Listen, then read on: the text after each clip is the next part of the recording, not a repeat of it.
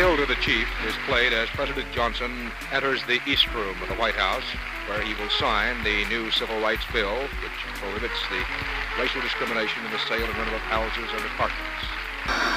And in the Civil Rights Act of 1964, we affirm through law that men equal under God are also equal when they seek a job, when they go to get a meal in a restaurant, or when they seek lodging for the night in any state in the Union. In the Civil Rights Act of 1965, we affirm through law for every citizen in this land the most basic right of democracy, the right of a citizen to vote.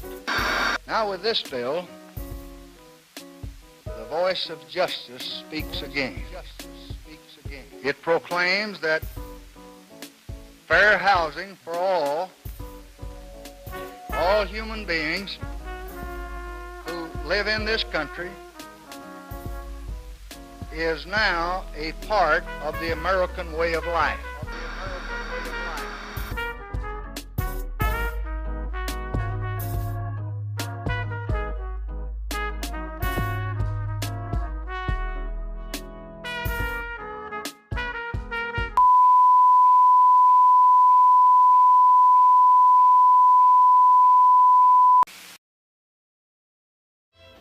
Home ownership is the basis of a happy, contented family life.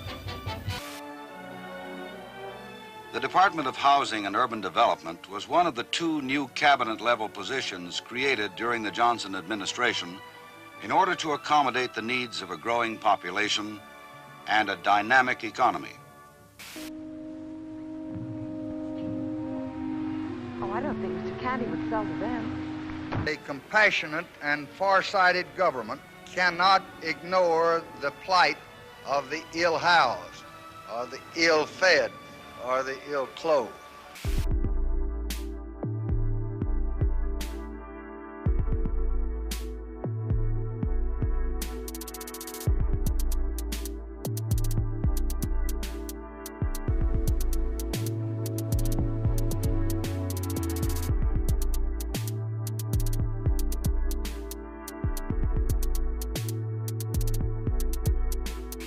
Trinity Groves has something for everyone, just across the bridge from downtown Dallas.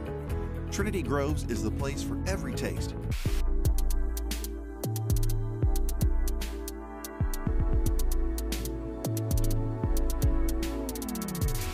Finally, a decision that everyone can agree on.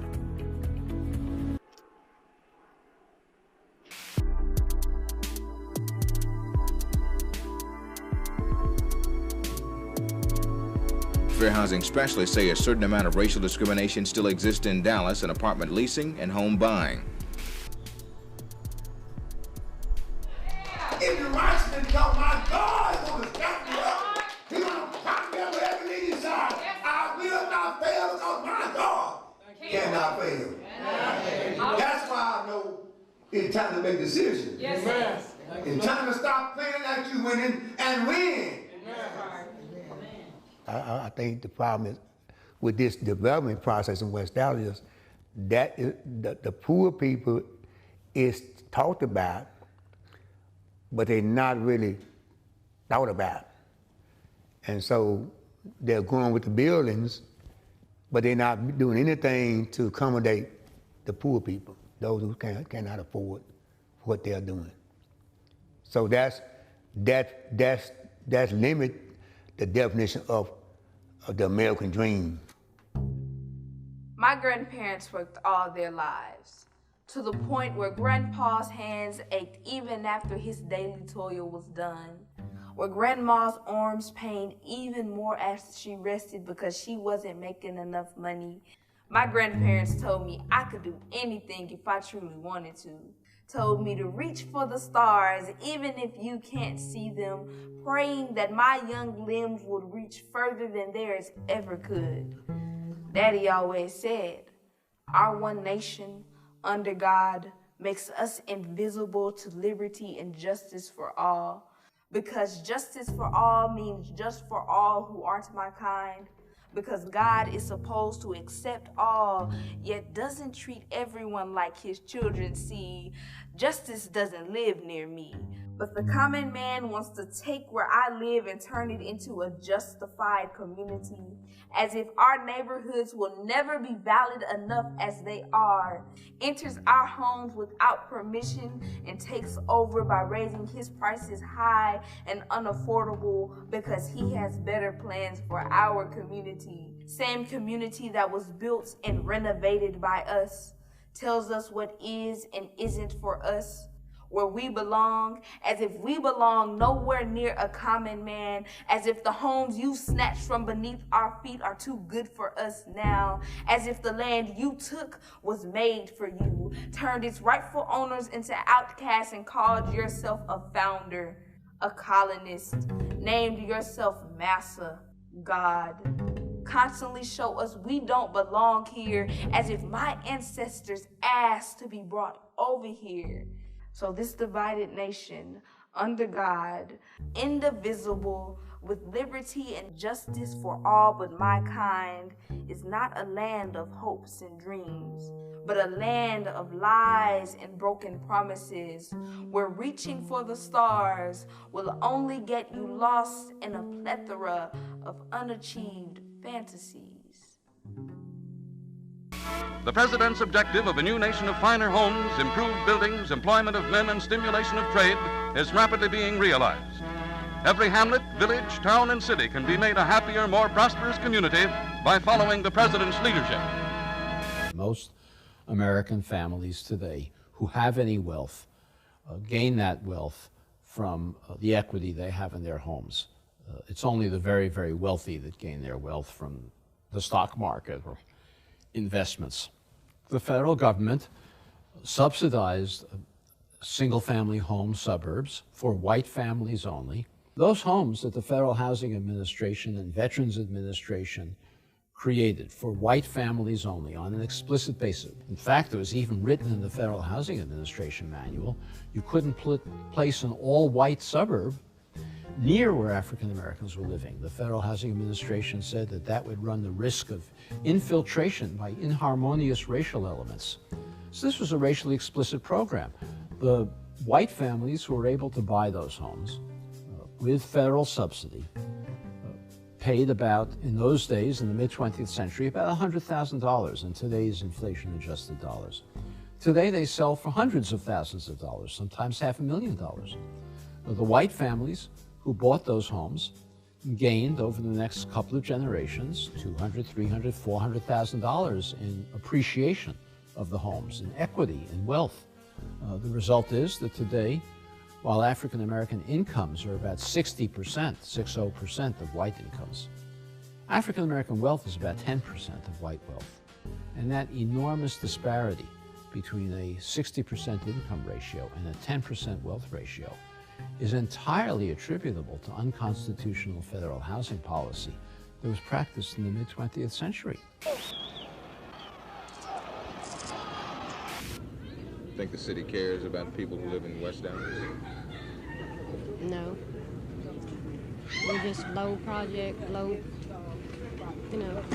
common people. In 2016, there was a situation. There was an organization called HMK that encompassed about 300 houses. Most of those houses were in West Dallas, and somehow the city of Dallas and the president of HMK could not come together on how these houses were going to be managed. So he decided to just simply evacuate all the houses. Recently, the city of Dallas approved tough laws to protect renters. That led to a decision from a landlord to evict renters rather than comply with the new laws. We have a strong belief that a reasonable deal can be achieved for all parties without destroying the lives of hundreds of families. Until then, again, we will fight and keep on fighting until we win or get our houses.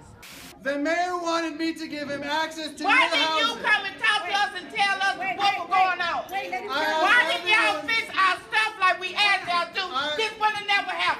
This would have never happened. When we come and ask y'all for the help, y'all didn't assist us. So now look where we at. Let me answer that question. Look where we at. You want us to be on your side, y'all want us to be on y'all side, but what do y'all do for us? HMK needs help, okay? And what that did is really caused a ripple effect on the fact that now you got people scampering around trying to find living conditions and couldn't, and had to go back to family and friends and go back to where they come from.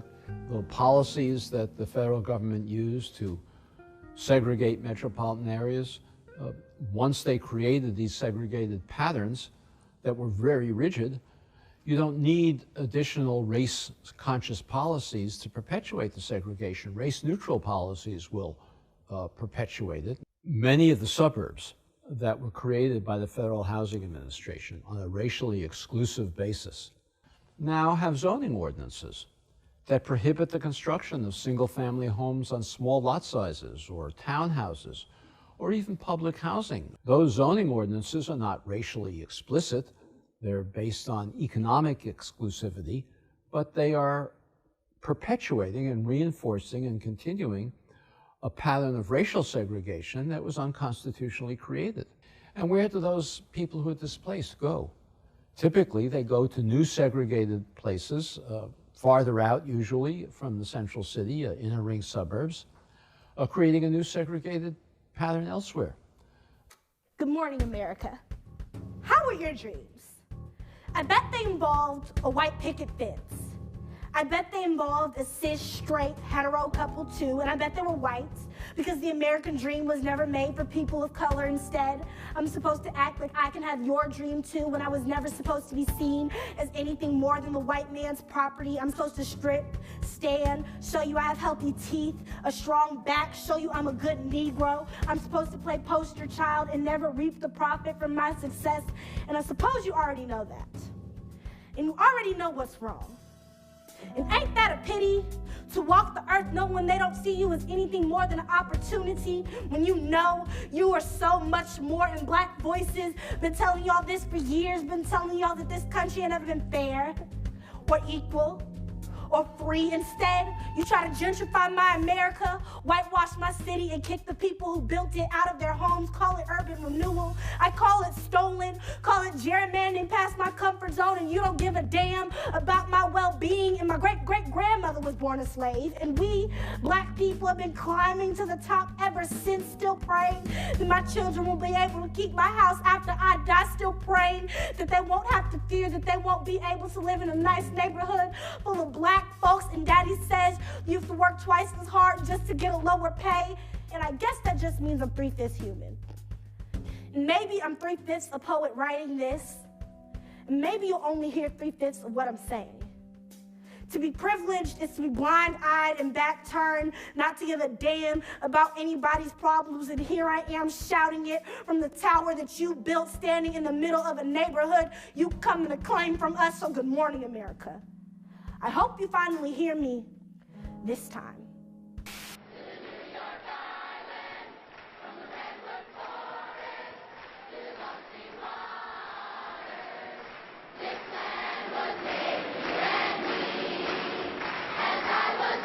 Americans share one flag, one home, and one glorious destiny. We live according to the same law, raise our children by the same values, and we are all made by the same Almighty God. The Fair Housing Act was passed in 1968. It had no enforcement mechanisms. Enforcement mechanisms were adopted in 1988. So really, the Fair Housing Act, in any meaningful sense, is only 30 years old. Today, we're going to put on the books of American law what I genuinely believe is the most far-sighted, the most comprehensive, the most massive housing program in American history. But the Fair Housing Act is inadequate to address the rigid patterns of segregation that were created by the federal government.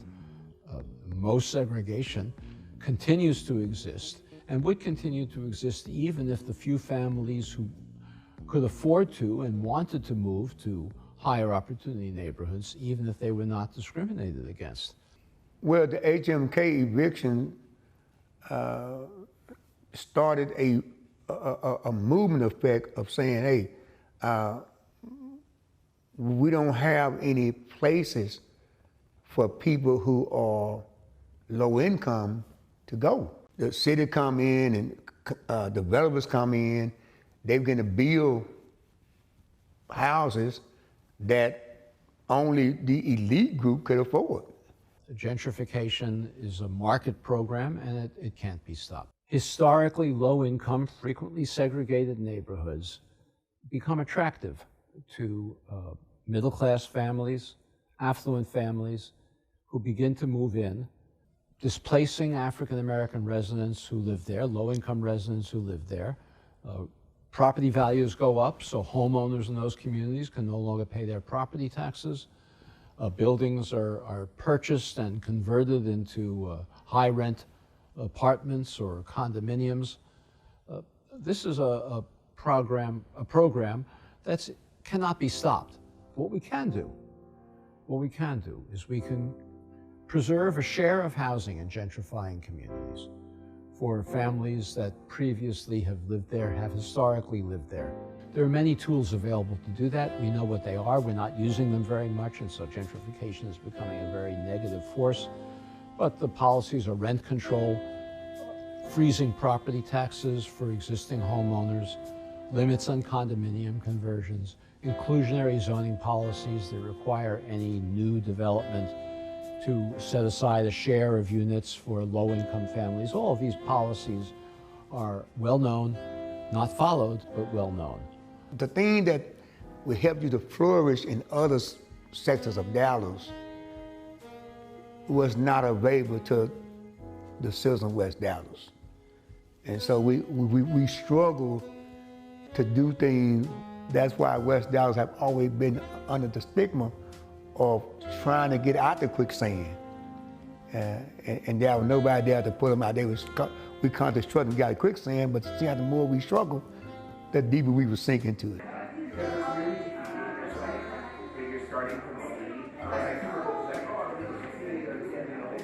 The community garden is, to me, it's kind of like a breath of fresh air. It brings about a lively hope for the citizens of West Dallas.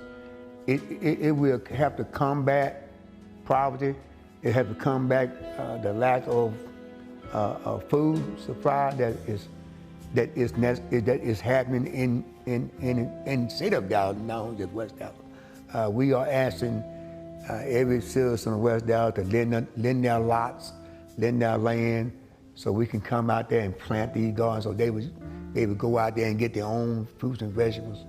So I think that would kind of begin the process of the American dream back again. It gives people a chance to really be happy about their young kids learning how to plant, learning how to watch something grow, and learning how to appreciate that they can make a difference in their lives. Go get your 2x6, get your box, set in there, get the soil, fill in there, fill up, and the American dream was defined not only by me, it was defined many years ago in our Declaration of Independence. We said that we all are entitled to the pursuit of life, happiness and prosperity to all people, and I think that still should apply, and I think it does, but it's been erased quite a bit, and then it's kind of drowned out. Now we're saying it's only entitled to those who can afford it. What do I say to people who think that existing conditions are a fact of life? I tell them that I'm an old man and that I've seen things change that I never thought could change. I remember the days when there were segregated water fountains, segregated buses, segregated lunch counters. As a young student, I picketed Woolworth stores because that was the chain that had the lunch counter where the Greensboro students were sitting in to desegregate lunch counters. I didn't think that could change. None of us thought that could change, but we believed we could make it change if we did so. So what I say to young people today is that whether things remain the same is in good part up to you. And if we make it change, it will change. You can trace my lifeline down I-35. I was born in Carrollton, Texas, moved to Aledo when I was 3, Oak Cliff when I was 11, Mansfield at 14, Fort Worth 16, 18, Arlington. My memories form the whole Metroplex. From the stockyards to Clyde Warren to Hurricane Harbor, you can find my heart deep in Texas. I call Dallas my home. Yet the walls whisper rape jokes to me at night, the closet door creaks homophobic slurs, and the doorbell rings like gunshots fully furnished with Bible-thumping bigotry. My Dallas continues to fall into the hands of men who do not deserve her. Tell her to gentrify. Tell her that if she worked a little harder, she wouldn't be this poor, that she can find better health care in the county jail than the local hospital. My Dallas looks in the mirror and sees all of America staring back at her.